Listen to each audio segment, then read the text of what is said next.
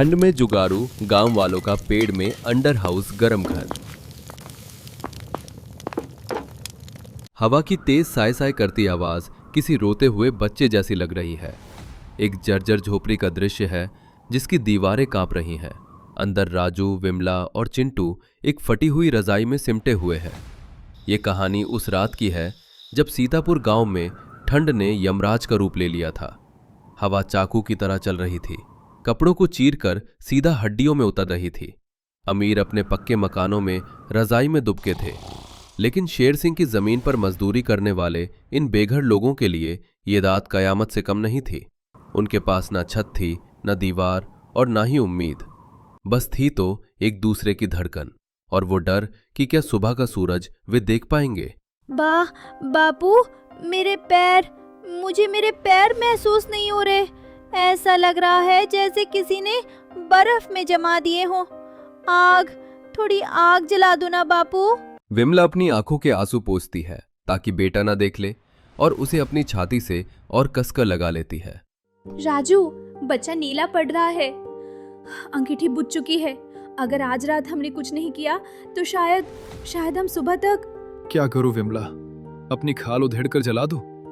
जंगल की तरफ जाने वाले रास्ते पर शेर सिंह ने पहरेदार बिठा दिए हैं। एक लकड़ी उठाने पर भी हाथ तोड़ने की धमकी दी है। मैं आज फिर गया था उसके पास, गिड़गिड़ाया था उसके पैरों में। उस पत्थर दिल से उम्मीद करना बेकार है राजू। मैंने अपनी पूरी जवानी उसके खेतों में लगा दी और बुढ़ापे में उसने क्या दिया? ये एक टूटी छत जिससे मौत टपक रही है। वो हंसा, वो राक्षस हंसा मुझ पर। बोला, तुम्हारे पास किराया देने के लिए 2 रुपए नहीं है और तुम्हें मरम्मत चाहिए। अगर ठंड लगती है तो मरो, आबादी वैसे भी ज्यादा है। उस वक्त मन किया कि उसका गला पकड़ लूं, पर मैं मजबूर था। अचानक रमेश धड़धड़ाते हुए अंदर आता है। उसके बाल बिखरे हुए हैं। राजू भाई, अनर्थ हो गया। मेरे घर की पिछली दीवार हवा से गिर गई। सुशीला और बच्चे खुले आसमान के नीचे हैं। अगर हम यहाँ नहीं रुके तो बर्फबारी हमें मार डालेगी। उस रात उस छोटी सी कोठरी में 5 परिवार एक साथ जानवरों के झुंड की तरह एक दूसरे से चिपक कर बैठे रहे। बाहर तूफान चीख रहा था, लेकिन उस डर के सन्नाटे में राजू के दिमाग में एक आग जल रही थी। ये आग ठंड से बचने की नहीं, बल्कि उस लाचारी को हमेशा के लिए खत्म करने की थी। उस रात उसने कसम खाई, या तो हम सम्मान से जिएंगे या संघर्ष करते हुए मरेंगे, पर अब भीख नहीं मांगेंगे। अगली सुबह चारों तरफ सफेद कोहरा है। राजू, काका और रमेश जंगल के बीहड़ रास्ते पर कुछ सूखी लकड़ियां या कोई आश्रय खोजने निकले हैं। वे ठिठुर रहे हैं। उम्मीद की तलाश में वे गांव से दूर उस वीराने में निकल गए जहां लोग जाने से डरते थे। वहां सूखी झाड़ियों के बीच एक विशालकाय प्राचीन बरगद और ओक का मिला जुला पेड़ खड़ा था, जैसे कोई बूढ़ा संतरी सदियों से जंगल की रखवाली कर रहा हो। और उसी पेड़ ने उन्हें वो रास्ता दिखाया जो उनकी तकदीर बदलने वाला था। बस अब और नहीं चला जाता राजू, लगता है यहीं प्राण निकलेंगे। अरे रुको, वो देखो, उस पेड़ की जड़ों से धुआं क्यों निकल रहा है? कहीं आग तो नहीं लगी? नहीं काका, वो धुआं नहीं, भाप है, जैसे गर्म पानी से निकलती है। अरे देखो, वहां से खरगोश और एक नेवला बाहर निकल रहे हैं और वो कांप नहीं रहे, वो तो मजे में अंगड़ाई ले रहे हैं। ये कैसे हो सकता है? तीनों दौड़कर उस विशाल पेड़ के पास जाते हैं। पेड़ का तना खोखला है और नीचे एक प्राकृतिक गुफा का मुंह है। राजू हिम्मत करके अपना हाथ गुफा के अंदर डालता है। उसके चेहरे के भाव बदल जाते हैं, डर से सुकून में। हे भगवान! काका, रमेश, अपना हाथ अंदर डालो, जल्दी। अरे बाप रे, ये तो चमत्कार है। बाहर बर्फ गिर रही है और अंदर तो जैसे रजाई जैसी गर्मी है। ये चमत्कार नहीं, धरती माँ का प्यार है बेटा। जमीन की गहराई में तापमान हमेशा एक जैसा रहता है। बाहर चाहे तूफान हो, धरती का गर्भ हमेशा गर्म रहता है। जानवर हमसे ज्यादा समझदार हैं। वो जमीन के नीचे अपना महल बना चुके हैं। अगर जानवर जमीन के नीचे रह सकते हैं तो हम क्यों नहीं? शेर सिंह ने हमसे जमीन के ऊपर की छत छीनी है। हम जमीन के नीचे अपनी दुनिया बसाएंगे। ये एक पागलपन भरा विचार था, लेकिन डूबते को तिनके का सहारा बहुत होता है। राजू की आंखों में अब लाचारी नहीं, एक इंजीनियर वाली चमक थी। उसे अपना जुगाड़ मिल चुका था। पेड़ के पास पूरा गांव इकट्ठा है। माहौल में एक अलग जोश है। काम शुरू होता है। राजू, जमीन के नीचे अंधेरा होगा, सांस कैसे लेंगे? कहीं ऊपर से मिट्टी धंस गई तो हम सब वही दब जाएंगे। ये रिस्की है। रिस्क तो उस टूटी झोपड़ी में भी था विमला। देखो, हम देसी दिमाग लगाएंगे। ये पेड़ हमारी छत है, इसकी जड़ें पिलर का काम करेंगी जो मिट्टी को पकड़ कर रखेंगी। हम जड़ों को नहीं काटेंगे, उनके बीच में जगह बनाएंगे। और वो सांस लेने वाली बात? ये देखो, हम इन बांसों को गुफा की छत से बाहर निकालेंगे। एक बांस से ताज़ी हवा अंदर आएगी और दूसरे बांस से चूल्हे का धुआं बाहर जाएगा। इसे कहते हैं प्राकृतिक चिमनी। और दीवारों की ठंडक? हम दीवारों पर सूखी घास और गोबर मिलाकर लेप लगाएंगे। वो सूखने के बाद थर्मल इंसुलेशन बन जाएगा। अंदर की गर्मी बाहर नहीं जाएगी। फिर शुरू हुआ अस्तित्व का महायुद्ध। दिन में वे शेर सिंह के खेतों में काम करते ताकि किसी को शक न हो, और रात होते ही मशालों की रोशनी में वो अपनी नई दुनिया खोदते। न मशीन, न सीमेंट, न ईंट। उनके औजार थे कुदाल, पत्थर और न टूटने वाला हौसला। बच्चों ने जंगल से सूखी काई इकट्ठा की गद्दे बनाने के लिए, औरतों ने मिट्टी के दिए बनाए और मर्दों ने जमीन का सीना चीरकर एक बड़ा हॉल तैयार किया। 4 रातों की अथक मेहनत के बाद वो जुगाड़ू महल तैयार था। बाहर भयंकर तूफान चल रहा है, हवा की डरावनी आवाजें आ रही हैं, लेकिन दृश्य अब जमीन के नीचे का है। दृश्य बहुत सुंदर है। जमीन के नीचे एक बड़ी गुफा है। दीवारों पर मिट्टी का लेप है। जगह जगह जड़ों पर लालटेन टंगी है। बीच में एक छोटा सा अलाव जल रहा है। बांस के पाइप से धुआं ऊपर जा रहा है। माँ, मुझे तो गर्मी लग रही है। हाँ, क्या मैं टी शर्ट में बैठ सकता हूँ? हाँ बेटा, आज तुझे जितनी चाहे उतनी गर्मी मिलेगी। राजू देखो, आज पहली बार चिंटू के हाथ ठंडे नहीं हैं। आज पहली बार उसे डर नहीं लग रहा। और देखो दीदी, लकड़ी भी कम जल रही है। यहाँ हवा नहीं है ना, तो थोड़ी सी आग भी पूरे कमरे को गर्म कर रही है।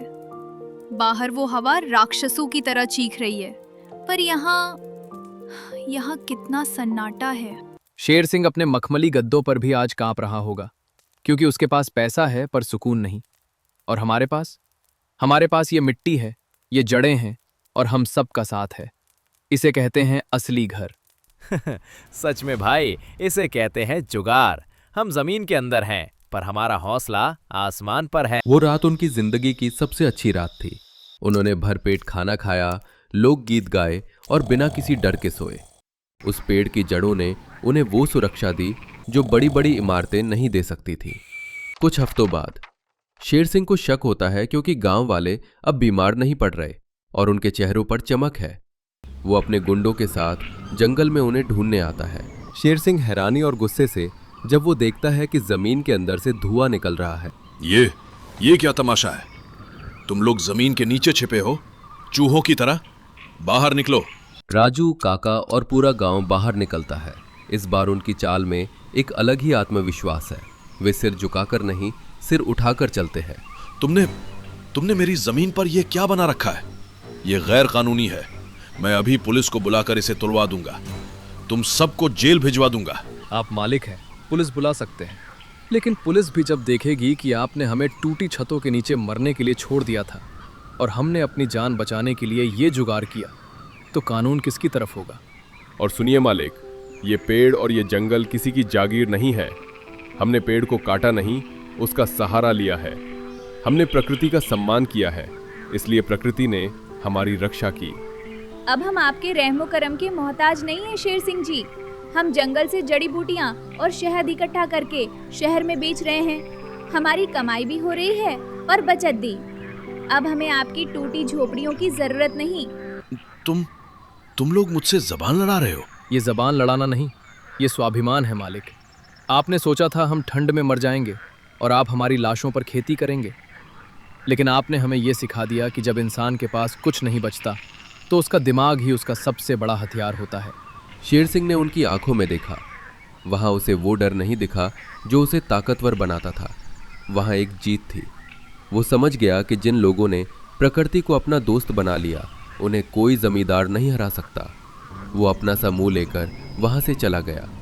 सर्दियां बीत चुकी है, वसंत ऋतु आ गई है, सूरज चमक रहा है। गांव वाले अब अपनी खुद की खरीदी हुई जमीन पर पक्के मकान की नींव रख रहे हैं। याद रखना रमेश, दीवारें मोटी बनाना, बिल्कुल उस गुफा की तरह, और वेंटिलेशन वही बांस वाला सिस्टम रखेंगे। बापू, क्या हम उस ट्री हाउस को बंद कर देंगे? नहीं बेटा, वो हमारा स्मारक है। हम उसे साफ रखेंगे। अगर कभी कोई मुसाफिर, कोई परदेसी या कोई बेघर जानवर ठंड में ठिठुरता हुआ आएगा, तो वो पेड़ उन्हें भी वैसी ही माँ की ममता देगा जैसी हमें दी थी। सही कहा। उस पेड़ ने हमें सिखाया कि परिस्थितियां चाहे कितनी भी विपरीत क्यों ना हो, रोने से कुछ नहीं होता। एक जुगाड़, थोड़ी हिम्मत और एकता, बस यही काफी है किसी भी तूफान को हराने के लिए। और इस तरह सीतापुर के उन साधारण गांव वालों ने एक असाधारण कहानी लिख दी। उन्होंने साबित कर दिया कि घर ईंट पत्थरों से नहीं, हौसलों से बनते हैं। जहां चाह होती है वहां राह, और जहां पहाड़ जैसी मुसीबत होती है वहां गांव वालों का जुगाड़ होता है। सुबह के 5 बजे थे। धुंध इतनी कि सामने का पेड़ भी आधा दिखता, पर जंगल के इस पुराने आदिवासी गांव सिंदूरी बस्ती में दिन सूरज से नहीं, औरतों के काम से शुरू होता था। गांव के घर मिट्टी के, छते पत्तों की, दीवारों में लकड़ी के कड़े, चारों तरफ पहाड़, बीच में गहरी हरियाली और पेड़ों के बीच हल्की आग की महक। चलो बहनों, पानी लेने चलें, वरना धूप निकल गई तो पहाड़ी सूख जाएगी। अरे धरा, पानी से पहले मैं लकड़ी की चिंता करूं। आज कड़कती सूखी चटाई भी नहीं मिल रही। मुझे तो आज भोला को समझाना है। बच्चे की मिट्टी की स्लेट टूट गई, स्कूल दूर, अब क्या करूं? और बिजली? कल रात फिर सारा घर अंधेरे में डूबा रहा, जुगनू भी नजर नहीं आए। मेरे खेत में कल जंगली सुअर घुस आया, पूरा मक्का चर गया। आज रात पहरा देना पड़ेगा। और मेरे यहाँ देखो, खाना रखो तो भीग जाता है, छुपाओ तो जानवर खा जाते हैं। छोटू का पेट कैसे भरूं? सभी बहुएं एक साथ हंसी मजाक करते हुए जंगल की पगडंडी पर बढ़ती है। सुनो सुनो, हम सबकी समस्या एक एक दिन सुलझेगी, और वो भी हमारे जुगाड़ से। जंगल की बहुएं किसी से कम नहीं। बहुएं पानी के झरने की ओर निकलती है। यहीं से कहानी शुरू होती है। हर बहू की अपनी जद्दोजहद, अपना जुगाड़। सुबह धरा झरने पर पहुंचती है।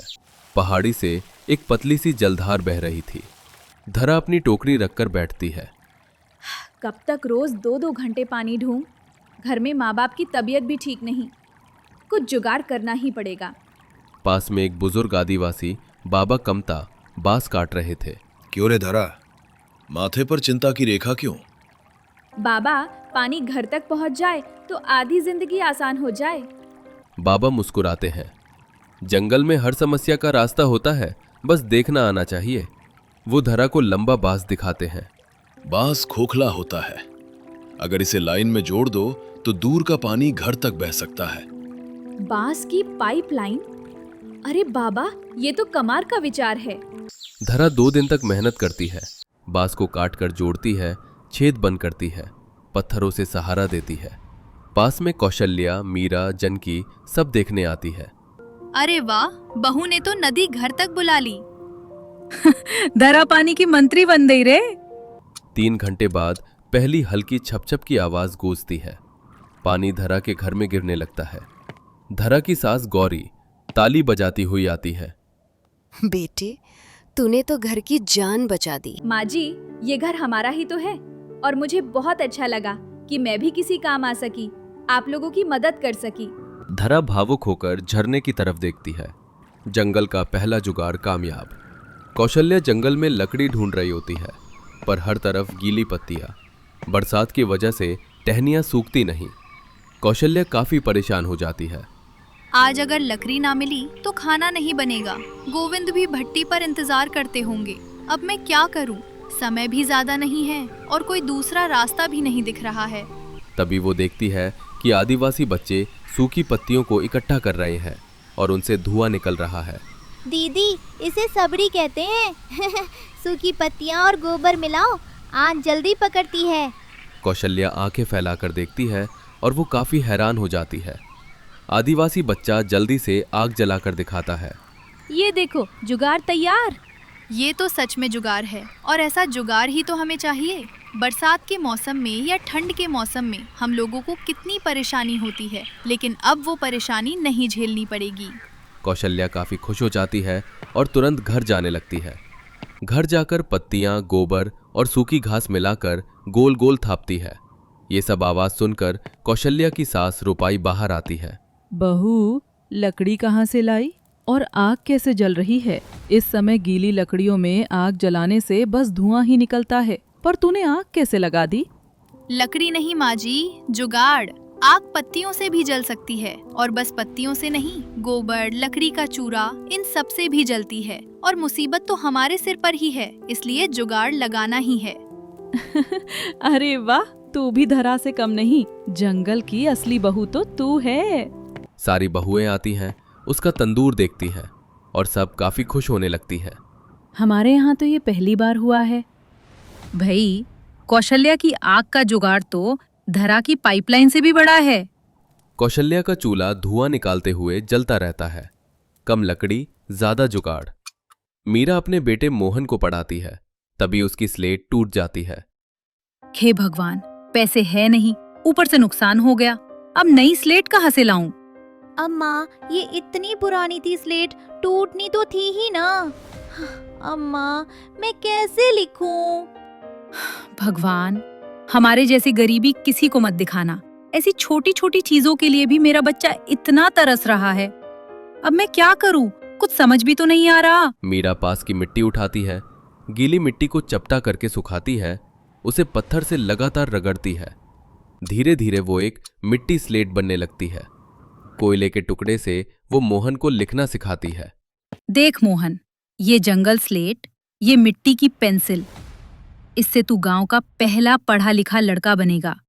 मोहन चमक कर हंसता है और गांव में भी सबको ये जुगाड़ बताता है। सारा गांव ये नया जुगाड़ देखने आता है। मीरा, तूने तो स्कूल घर ले आई। और कोयले की लिखावट कितनी साफ है। अपने बच्चे को हर चीज के लिए तरसता देख किस माँ का दिल नहीं रोता है। और ऐसे में घरेलू औरत क्या कर सकती है? वो कोई ऐसा ही तो जुगाड़ करेगी ना। बहुत ही अच्छा जुगाड़ है।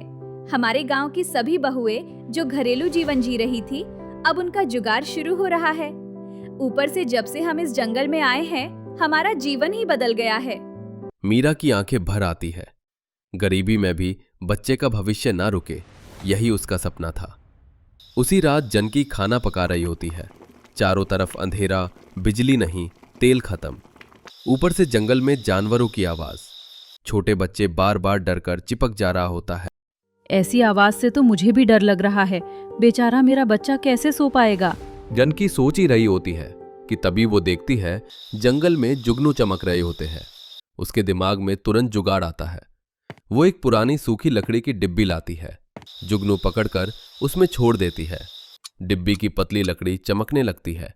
अरे बहू, तूने तो घर को तारों जैसा कर दिया। जंगल में ऐसी रोशनी वाकई काबिले तारीफ है। फिर जनकी चीड़ का राल जलाकर मशाल बनाती है। उसकी रोशनी घंटों चलती है। रोशनी की वजह से जंगली जानवरों की आवाज भी अब कम हो जाती है। यही जुगाड़ जंगल में आई बाकी की बहुएं भी अपने परिवार के लिए करती हैं। गांव की बूढ़ी दादी आती हैं। पहले हम ऐसे ही जंगल में मशाल लेकर चलते थे।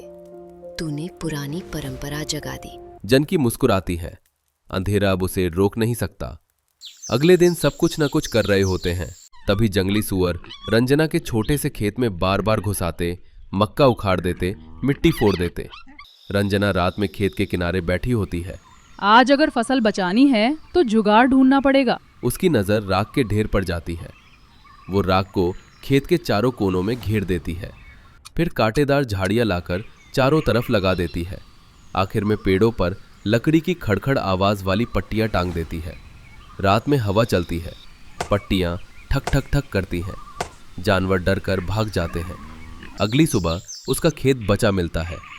रंजना, तूने तो दीवार बना दी। और बिना पैसा लगाए। रंजना गर्व से खड़ी हो जाती है। जंगल ने उसे सिखाया, डर से नहीं, जुगाड़ से जीतते हैं। अब कोई बहू हार नहीं मान रही थी। अब बारी थी पांचवी बहू की, बिंदु। सास ससुर बूढ़े, बच्चा छोटू छोटा, पति हरिराम लकड़ी काटने बाहर रहता है। खाना जल्दी सड़ जाता, बारिश में गीला हो जाता। बिंदु रोज रोती रहती है। छोटू का खाना कैसे संभालूं? जंगल में कुछ टिकता ही नहीं। एक दिन वो देखती है बारिश के बाद जमीन में छोटा गड्ढा पानी जमा कर लेता है, लेकिन ठंडा रहता है। उसके दिमाग में बिजली सी कौंती है। अगर मैं जमीन के अंदर भंडार बना दूं? वो गड्ढा खोदती है, अंदर पत्तियां बिछाती है, ऊपर मिट्टी की छाया बनाती है। एक जमीन वाला फ्रिज तैयार। सास सुकमा हैरान हो जाती है। अरे ओ बिंदु, हमने तो ऐसा कभी नहीं देखा। अरे बहू, ये तो राजा महाराजाओं का अंदाज है। बिंदु मुस्कुराती है। टोकरी भर सब्जियां ठंडी ही ठंडी। अब छोटू भी खुश। एक दिन अचानक पूरा गांव संकट में पड़ जाता है। जंगल में भारी बारिश होती है, नदी उफान पर, लकड़ियां भीग जाती हैं, रास्ते बंद, जानवर घरों की ओर भागते हैं। सब घबराए। गांव का मुखिया बुजुर्ग परसों कहता है, अब क्या होगा?